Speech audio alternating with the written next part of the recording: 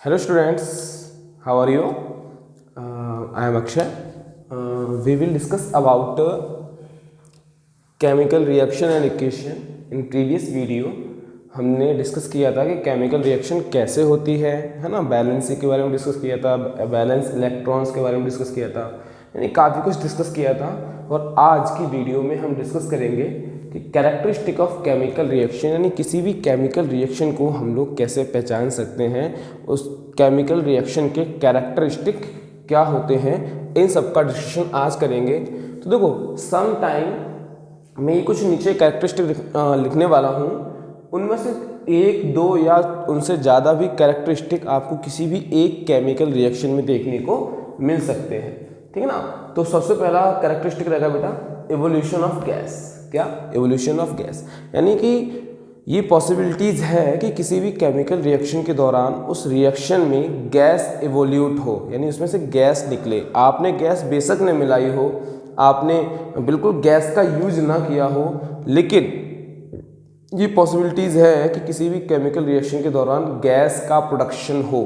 For example, मैंने zinc लिया, zinc को डाल दिया मैंने सल्फ्यूरिक एसिड में। मैंने एक बोतल में जिंक लिया और उस बोतल में मैंने एक बोतल में H2SO4 लिया, सल्फ्यूरिक एसिड लिया और उसमें क्या किया, जिंक के टुकड़े डाल दिए। और जब मैंने जिंक के टुकड़े डाले तो रिएक्शन हो गई। क्या रिएक्शन हुई? जिंक सल्फेट बन गया और उसमें से हाइड्रोजन के बबल्स निकलना शुरू हो गए, ठीक है ना। तो इससे क्या प्रूफ होता है कि किसी भी केमिकल रिएक्शन में आपको गैस का एवोल्यूशन देखने को मिल सकता है। Next is formation of precipitate. क्या? Formation of precipitate. किसी भी केमिकल रिएक्शन में प्रेसिपिटेट भी बन सकता है। प्रेसिपिटेट क्या होता है सर? तो precipitate any solid substance that form during chemical reaction. किसी भी केमिकल रिएक्शन के दौरान जब कोई सॉलिड सब्सटेंस बनता है, कोई सॉलिड सब्सटेंस प्रोड्यूस होता है, तो उस सॉलिड सब्सटेंस को हम लोग क्या बोलते हैं? प्रेसिपिटेट। ओके, यानी कि किसी भी केमिकल रिएक्शन के दौरान जो सॉलिड सब्सटेंस बनेगा, उस सॉलिड सब्सटेंस को हम बोलेंगे प्रेसिपिटेट। और जिस रिएक्शन में प्रेसिपिटेट बनेगा, उस रिएक्शन को हम प्रेसिपिटेशन बोलेंगे। Okay, this reaction is also called precipitation, ठीक है ना। यानी ऐसी कोई भी केमिकल रिएक्शन, जिस केमिकल रिएक्शन के दौरान कोई भी प्रेसिपिटेट बनता है, तो उस केमिकल रिएक्शन को हम लोग प्रेसिपिटेशन का नाम देते हैं, ठीक है ना। जैसे एग्जांपल, मैंने पोटेशियम आयोडाइड लिया। पोटेशियम आयोडाइड की रिएक्शन जब मैंने लेड नाइट्रेट से कराई, तो मैंने क्या देखा कि हमारे पास लेड नाइट्रेट का एक येलो कलर का प्रेसिपिटेट बनके तैयार हो गया, ठीक है ना। यानी ये येलो कलर का प्रेसिपिटेट हमारे लिक्विड से पूरी तरह से बॉटम पे बैठने लगा और बिल्कुल सॉलिड हो गया, ठीक है ना। और जो लिक्विड रह गया, वो लिक्विड में क्या था? पोटेशियम नाइट्रेट का लिक्विड हमारे पास रह गया। ओके, इससे प्रूफ होता है कि किसी भी केमिकल रिएक्शन के दौरान कोई भी प्रेसिपिटेट का फॉर्मेशन हो सकता है। ओके, तीसरा कैरेक्टरिस्टिक चेंज इन कलर। भाई ये तो आपका डे टू डे एग्जाम्पल होता है। जब फल पकते हैं तो आप देखते होंगे कि हरे से लाल होना, ऑरेंज में बदलना, है ना, या पेल यानी पीले पड़ जाना, ये सारे चेंजेस होते रहते हैं, ठीक है ना। कभी कभी पौधों के पत्ते बहुत ही ज़्यादा डार्क ग्रीन होते हैं। कभी कभी आप देखोगे जब वो इनिशियली स्टेज पे होते हैं, शुरुआत में निकल रहे होते हैं, तो वो लाइट ग्रीन कलर के होते हैं, है ना, अलग अलग कलर के होते हैं। तो यानी क्या हो रहा है कि केमिकल रिएक्शन के दौरान किसी भी सब्सटेंस का जो कलर है, वो कलर भी चेंज हो सकता है। जैसे मैंने लिया है यहाँ पोटेशियम परमैंगनेट KMnO3। तो पोटेशियम परमैंगनेट में जब मैंने नींबू डाल दिया, क्या डाला? नींबू। तो नींबू डालने पर मैंने क्या देखा, जो पर्पल कलर का पोटेशियम परमैंगनेट था, ये पर्पल कलर का पोटेशियम परमैंगनेट बेटा कलरलेस हो गया। कैसा हो गया? कलरलेस। यानी कि अब इसके अंदर कोई भी कलर नहीं है, it is just like water, कोई भी कलर नहीं होगा, ठीक है ना। तो किसी भी केमिकल रिएक्शन के दौरान ये पॉसिबिलिटीज़ है कि उस केमिकल का जो कलर है वो पूरी तरह से चेंज हो जाए। Okay, next change in temperature. अगला क्या है? टेम्परेचर में चेंज आना। ओके, अब देखिए बच्चे, टेम्परेचर में जो चेंज आता है वो केमिकल रिएक्शन के दौरान ही आता है। अच्छा, पुराने टाइम में आप लोग अपने पेरेंट्स से पूछ सकते हो या दादा दादी जो भी, नाना नानी जो भी हो, उनसे पूछना कि घर में जब पुताई की जाती थी, पेंट किया जाता था घर को, उसकी कलई की जाती थी, तो बाहर से वो लोग चूना लेकर आते थे, ठीक है ना। उस चूने को वो लोग किसी नाद में, या वो होती है ना पत्थर वाली एक, जिसमें गाय भैंस को चारा लगाते हैं, या किसी बहुत ही ज़्यादा टफ मटेरियल में वो उस चूने को डालते थे और उसमें पानी डालते थे। तो क्या होता था, उसमें निकलती थी बहुत सारी हीट, इतनी हीट कि अगर उसको प्लास्टिक की बाल्टी में किया जाए तो वो पूरी तरह से फट जाएगी, ठीक है ना। और वो चूना क्या होता था, वो चूना होता था कैल्शियम ऑक्साइड। जब कैल्शियम ऑक्साइड में हम वाटर को ऐड करें तो आप कुछ मत करना, केवल पानी को ऐड करना, आप देखोगे कि वो calcium oxide calcium hydro oxide में चेंज हो जाएगा और उसमें से लॉट ऑफ हीट निकलेगी, ढेर सारी हीट निकलेगी, भर भर की हीट निकलेगी, ठीक है ना। तो इसमें क्या देखा आपने कि केमिकल रिएक्शन तो हो रही है और केमिकल रिएक्शन में एक अच्छी खासी हीट का प्रोडक्शन भी हो रहा है। Next characteristic, change in state. अरे सर ये तो फिजिकल में भी होता है कि स्टेट में चेंज हो जाना, liquid to solid, solid to liquid, यानी नहीं, यहाँ पर वहाँ पे एक फिजिकल में क्या था कि जब आप सॉलिड को लिक्विड में, लिक्विड को गैस में चेंज करते थे तो अगेन गैस को लिक्विड में, लिक्विड को सॉलिड में चेंज कर सकते थे। लेकिन यहाँ ऐसा नहीं है, एक बार सॉलिड लिक्विड में चेंज हो गया तो वापस बिना किसी केमिकल रिएक्शन के सॉलिड बनने वाला नहीं है।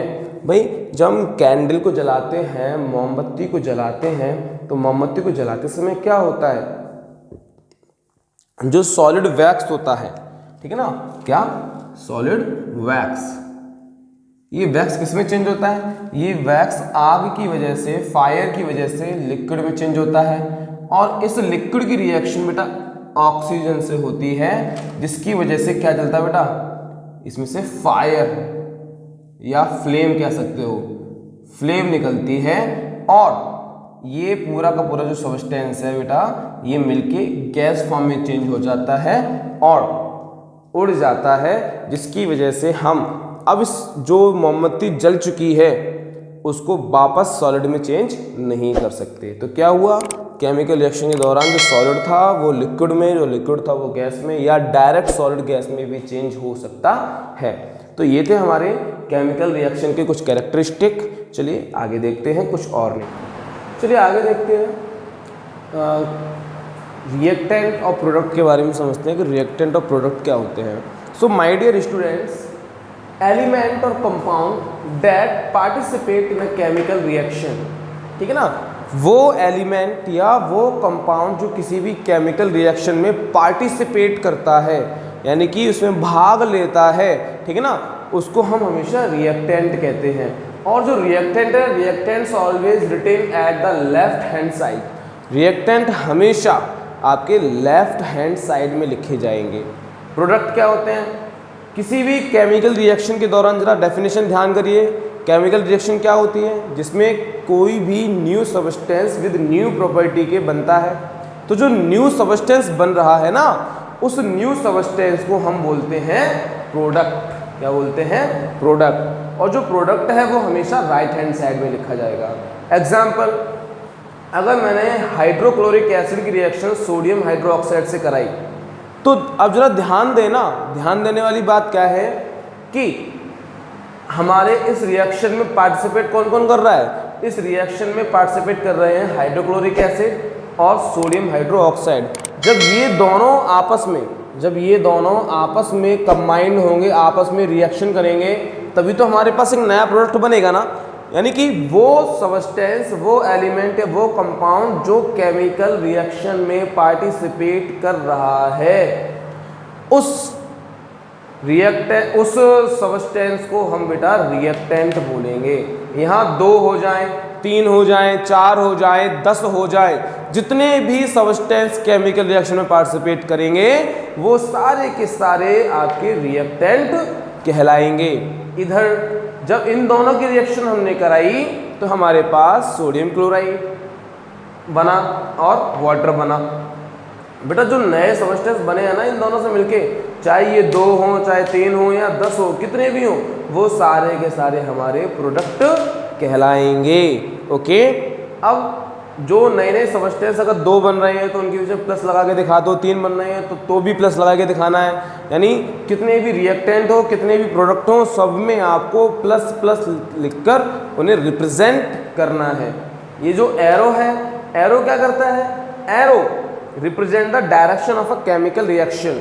ये किसी भी केमिकल रिएक्शन की डायरेक्शन, यानी कि अब यहाँ ये एरो लगा हुआ है तो इस एरो से हम समझ सकते हैं कि ये दोनों मिल रहे हैं और ये दोनों कंबाइन होके रिएक्शन करके ये प्रोडक्ट बना रहे हैं। अगर इस एरो को मैं उल्टा कर दूं, अगर इस एरो को मैं उल्टा कर दूं तो क्या हो जाएगा?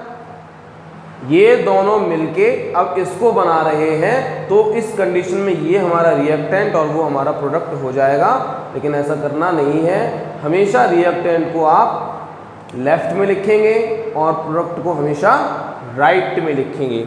ये चीज़ क्लियर हुआ? Okay, very good. Chemical equations की बात कर लेते हैं। What is chemical equation? तो देखो बेटा, हम जब भी कोई केमिकल रिएक्शन कराते हैं तो मैंने क्या किया? मैग्नीशियम मिला दिया, मैंने ऑक्सीजन मिला दिया, लेकिन किस कॉम्पोजिशन में मिलाया, है ना, और उसको लिखने के लिए कितना सारा स्पेस चाहिए होगा, है ना। तो इन सबको कॉम्पैक्ट करने के लिए, अपना स्पेस बचाने के लिए और सही कॉम्पोजिशन पता करने के लिए हम केमिकल इक्वेशन का यूज़ करते हैं। अभी केमिकल इक्वेशन होती क्या है? The symbolic representation of true chemical change और रिएक्शन। किसी भी केमिकल रिएक्शन में जिस एलिमेंट ने पार्टिसिपेट किया है या जिस कंपाउंड ने पार्टिसिपेट किया है उस एलिमेंट्स के एटम या कंपाउंड के फॉर्मूले के द्वारा हम क्या करते हैं बेटे? केमिकल इक्वेशन को रिप्रेजेंट करते हैं, ठीक है ना। किसी भी केमिकल रिएक्शन में पार्टिसिपेट करने वाले एलिमेंट और कंपाउंड की रिप्रेजेंटेशन की जाती है किसके थ्रू? उनके सिंबल्स के थ्रू। इसको हम बोलते हैं केमिकल इक्वेशन। फॉर एग्जाम्पल, मैंने मैग्नीशियम लिया, मैंने मैग्नीशियम की रिएक्शन ऑक्सीजन से कराई, ठीक है ना। तो जब मैंने मैग्नीशियम की रिएक्शन ऑक्सीजन से कराई तो हमारे पास मैग्नीशियम ऑक्साइड बना। लेकिन अगर मैं यहाँ ये छुपा लूँ, ये सारी चीज़ हटा दूँ, तो क्या अब आपको पता चल रहा है कि मैग्नीशियम के कितने एटम, ऑक्सीजन के कितने एटम, मैग्नीशियम ऑक्साइड के कितने मॉलिक्यूल हमारे पास हैं? नहीं। या इसको कवर करने में कितना ज़्यादा स्पेस जा रहा है, ये भी आप देख रहे हैं। बस इसी समस्या से निपटने के लिए हमने केमिकल इक्वेशन का यूज किया। मैग्नीशियम का सिंबल हमने Mg लगाया, ऑक्सीजन का सिंबल हमने O लगाया और मैग्नीशियम ऑक्साइड का जो फॉर्मूला था उसको हमने MgO बनाया और इस पूरी रिएक्शन को हमने इक्वेशन में चेंज कर दिया। ओके, केमिकल इक्वेशन समझ में आया? इक्वेशन क्या होती है? किसी भी एलिमेंट की या किसी भी कंपाउंड की जो रिएक्टेंट या प्रोडक्ट हैं उन्हीं के सिंबल्स के थ्रू, उन्हीं के फॉर्मूलाज के थ्रू जो रिप्रेजेंटेशन की जाती है उसको हम उस केमिकल रिएक्शन की केमिकल इक्वेशंस कहते हैं। ओके, चलिए, अब केमिकल इक्वेशन में कुछ चीज़ों का होना ज़रूरी है।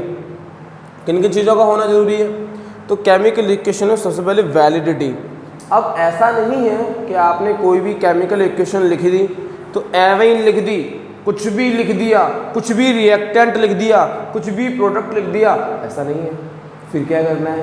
केमिकल इक्वेशन हमेशा केमिकल रिएक्शन के अकॉर्डिंग सही होनी चाहिए, वैलिड होनी चाहिए। आप अपनी मर्जी से केमिकल इक्वेशन में भी ऐसे ही कुछ भी नहीं लिख सकते, ठीक है ना। जैसे मैंने AgNO3 यानी सिल्वर नाइट्रेट की रिएक्शन जब HCl से कराई, हाइड्रोक्लोरिक एसिड से कराई, तो मेरे पास सिल्वर क्लोराइड ही बनेगा। ओके, क्या बनेगा? सिल्वर क्लोराइड AgCl बनेगा और HNO3 बनेगा। इसके अलावा आप चाहकर भी इन फॉर्मूलाज को चेंज नहीं कर सकते, इन फॉर्मूलाज को चेंज नहीं कर सकते, ये होती है वैलिडिटी। अगर आप यहाँ पे AgCl2 कर देते हो तो आपने अपनी मर्जी से कर तो दिया, लेकिन अब ये इक्वेशन, ये रिएक्शन हो जाएगी गलत। इसीलिए किसी भी केमिकल इक्वेशन का वैलिड होना बहुत ही ज़्यादा ज़रूरी होता है।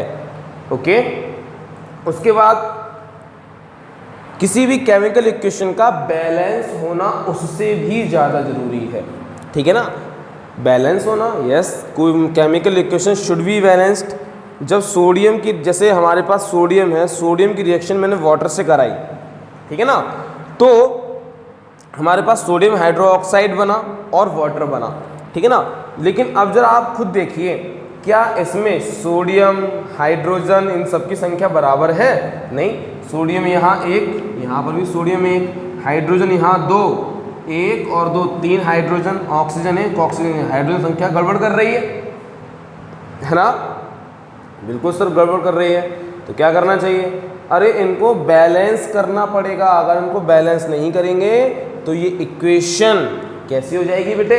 हमारी गलत हो जाएगी। तो बैलेंस करने के लिए क्या करना पड़ेगा हमको बेटा? हमें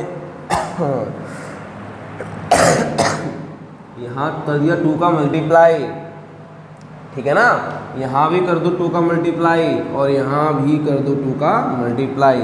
अब देखिए जरा, 2 सोडियम 2 सोडियम, 4 हाइड्रोजन, 2 हाइड्रोजन ये रहे, 2 हाइड्रोजन ये रहे, 4 हाइड्रोजन, 2 ऑक्सीजन, 2 ऑक्सीजन। अभी हमारी इक्वेशन होगी बैलेंस्ड। सर ये बैलेंस्ड इक्वेशन होती क्या है? चलिए उसे भी देख लेते हैं। It is a chemical equation in which number of atom of each element are equal on both side. यानी कि बैलेंस्ड इक्वेशन एक ऐसी इक्वेशन होती है जिसमें दोनों साइड जो एलिमेंट्स के एटम की संख्या है, समझना, एलिमेंट्स के एटम की संख्या, जैसे sodium element, hydrogen element, oxygen element, ये जो एलिमेंट्स के एटम है ना, इनके नंबर्स यहाँ भी और यहाँ भी दोनों साइड एक दूसरे के इक्वल होने चाहिए। ऐसी रिएक्शन बैलेंस्ड केमिकल इक्वेशन कहलाती है।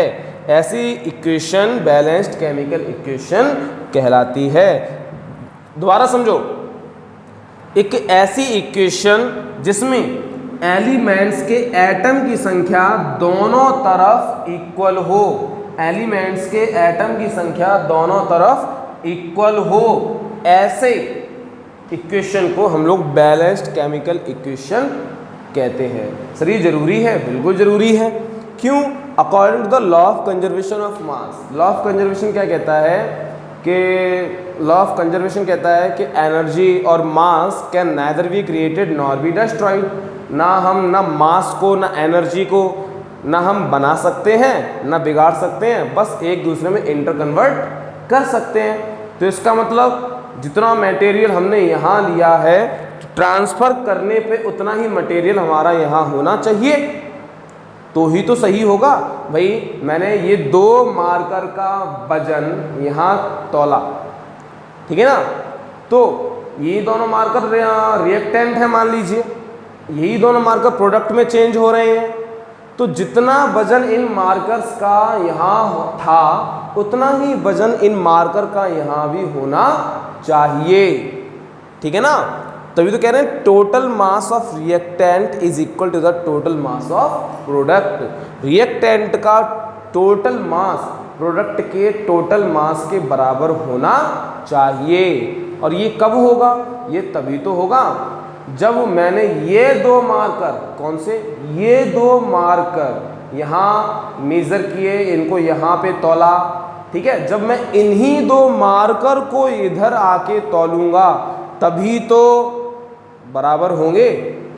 अगर मैं मार्कर चेंज कर लूँ तो हो सकता है इंक की वजह से हल्का फुल्का या थोड़ा बहुत घिसने की वजह से हल्का फुल्का वेट में अंतर आ जाए, लेकिन जब मैं सेम मार्कर लूँगा, यही 2 मार्कर इधर, यही 2 मार्कर इधर, जब दोनों तरफ सेम मार्कर होंगे तो यहाँ का वजन और यहाँ का वजन, दोनों का वजन इक्वल होगा। इसी तरह से जब अगर हमें रिएक्टेंट और प्रोडक्ट का मास बराबर करना है तो रिएक्टेंट में एलिमेंट की जो नंबर्स हैं उतनी ही नंबर्स प्रोडक्ट में भी एलिमेंट्स के एटम के होने चाहिए, तभी तो वो बैलेंस होगा, तभी तो वो इक्वल होगा, ठीक है ना। और तब हम इसको बोलेंगे बैलेंस्ड केमिकल इक्वेशंस, ठीक है ना। फॉर एग्जांपल अभी हाइड्रोजन देखते बेटे, तो हाइड्रोजन के हमारे पास हैं कितने एटम हैं? हाइड्रोजन के हमारे पास हैं 2 एटम हैं। ऑक्सीजन के भी 2 एटम हैं। रिएक्टेंट में, प्रोडक्ट में हाइड्रोजन के तो सर जी 2 हैं, लेकिन ऑक्सीजन के हमारे पास केवल 1 ही एटम है, तो ये तो गड़बड़ हो गई, इन दोनों का मास बराबर हो ही नहीं सकता। फिर अरे सर क्या करना चाहिए? अरे यहाँ ऑक्सीजन 2 है ना, यहाँ पे ऑक्सीजन 1 है, तो 2 का मल्टीप्लाई कर दो। हमने यहाँ 2 लगा दिया आगे, तो यहाँ पर हाइड्रोजन में भी 2 का मल्टीप्लाई और ऑक्सीजन में भी 2 का मल्टीप्लाई। हाइड्रोजन हो गए 4 और ऑक्सीजन हो गए 2। अरे सर फिर गड़बड़ हो गई, क्या हो गया बेटा? यहाँ हाइड्रोजन हो गए 4, यहाँ हाइड्रोजन है 2। अरे तो क्या परेशानी है? यहाँ पे भी 2 का मल्टीप्लाई कर दो, तो हाइड्रोजन में भी 2 का मल्टीप्लाई, ये हो गए 4। अब क्या देख रहे हो बेटा? ये जो न्यू इक्वेशन मैंने लिखी है ये आपकी होगी बैलेंस्ड केमिकल इक्वेशन। ओके, अब देखते हैं 1-2 एग्जांपल कि हम अपनी केमिकल रिएक्शन को कैसे बैलेंस कर सकते हैं, ठीक है ना। तो यहाँ मैंने एग्जांपल लिया हुआ है Al2SO4 का होल थ्राइस प्लस NaOH, इससे हमारा बनता है AlOH का होल थ्राइस प्लस Na2SO4, ठीक है ना। तो अब सबसे पहले क्या काम करना है? सबसे पहले हमें ये काम करना है, हमें इसमें देखना है कि हमारे रिएक्टेंट में एलिमेंट्स के कितने कितने एटम हैं और प्रोडक्ट में कितने कितने एटम हैं। यानी फर्स्ट ऑफ ऑल हमें रिएक्टेंट और प्रोडक्ट दोनों के एटम्स को काउंट करना है, ठीक है ना। तो यहाँ देखते हैं एल्यूमिनियम के कितने एटम बेटा? 1 2 ही है ना, एल्यूमिनियम के 2 एटम हमारे पास यहाँ पर है। सल्फर, अब देखो ये 3 बाहर लगा हुआ ब्रैकेट के, इसका मतलब यहाँ सल्फर भी 3 है, ठीक है ना। ऑक्सीजन, ऑक्सीजन को देखो बेटा 4 ऑक्सीजन ये रहे और इसका 3 गुना ये है, तो 4 3 जा 12, ठीक है ना। अब इधर आ जाते हैं, सोडियम कितने हैं बेटे? लेकिन यहाँ ऑक्सीजन सर एक और दिखाई दे रहा है, ऑक्सीजन ये वाला हमारे पास, ठीक है, इसको लिख लेते हैं। इतने कितने हैं? 1, ठीक है ना। अब सोडियम कितने हैं? सोडियम हमारे पास यहाँ पर 1 है। ऐसे ही हमारे पास हाइड्रोजन, हाइड्रोजन संख्या अभी सर यहाँ 1 है, ठीक है। ये तो हमारे हो गए number of atom of each element in reactant. अब इधर देखते हैं number of element of each, sorry number of atom of each element in product. यहाँ पे एल्यूमिनियम कितने हैं सर? यहाँ पे तो 1 ही है, चलो 1 है, ठीक है ना। ऑक्सीजन बेटा यहाँ पे 3 जा रहा है, तो ये ऑक्सीजन हो गए 3 यहाँ पे। सर यहाँ पे ऑक्सीजन 4, इधर वालों को लिख लेते हैं 4 ऑक्सीजन, ठीक है ना। हाइड्रोजन सर होल थ्राइस से तो हाइड्रोजन यहाँ पे यहाँ 3 हो जाएंगे, ठीक है। सोडियम, सोडियम यहाँ पे आप खुद देख रहे हैं कितने बेटा? Na2 यानी 2। सल्फर कितने हैं? सल्फर 1, सर सल्फर कितने? 1। ये हो गए number of atom of each element in product. Sir अब यहाँ देखिए सब कुछ गड़बड़ दिखाई दे रहा है। जैसे एल्यूमिनियम यहाँ पे 2 एटम है, यहाँ पे केवल 1 ही एटम है। सल्फर यहाँ पे 3 एटम है, सल्फर के यहाँ पे केवल 1 एटम है। यहाँ पे ऑक्सीजन के 12 और 1 13 है, यहाँ पे 7 है, 3 + 4 7 है। तो ये गड़बड़ है, इनको हमें क्या करना है? इक्वल करना है, दोनों को इक्वल करना है। कैसे करेंगे सर? तो देखो बेटे यहाँ पे सल्फर हमारे कितने हैं? सल्फर बेटा हमारे यहाँ पे हैं 1, यहाँ कितने हैं? 3। तो यहाँ पे सल्फर को 3 करने के लिए क्या करना पड़ेगा हमें? सबसे पहले इसमें 3 का मल्टीप्लाई, और जब ये 3 का मल्टीप्लाई अगर हम इसमें करेंगे तो ये सोडियम में भी जाएगा, सोडियम में भी चला गया। कितने हो गए सोडियम में बेटा? 6 एटम हो गए सोडियम के, ठीक है ना। सल्फर में गया, सल्फर कितने एटम हो गए? 3 हो गए।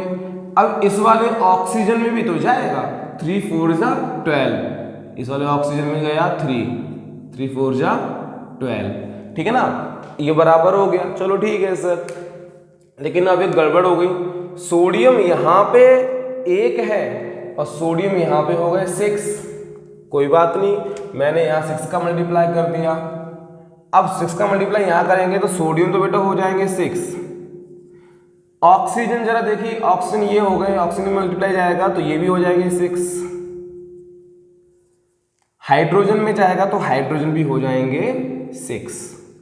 ओके ठीक है सर, हाइड्रोजन में आपने बोल दिया, मैंने मान लिया हाइड्रोजन में यहाँ हो गया, लेकिन सर फिर भी गड़बड़ है, हाइड्रोजन यहाँ पे 3 ही है, यहाँ पे 6 है, एल्यूमिनियम यहाँ पे 2 है, यहाँ पे 1 है। अरे कोई दिक्कत नहीं बेटा, मैं यहाँ पे अगर 2 का मल्टीप्लाई कर दूं तो क्या होगा, इस एल्यूमिनियम में 2 का मल्टीप्लाई, एल्यूमिनियम कितने हो गए 2, ऑक्सीजन जरा देखिए 2 3 जा 6, 2 3 जा 6।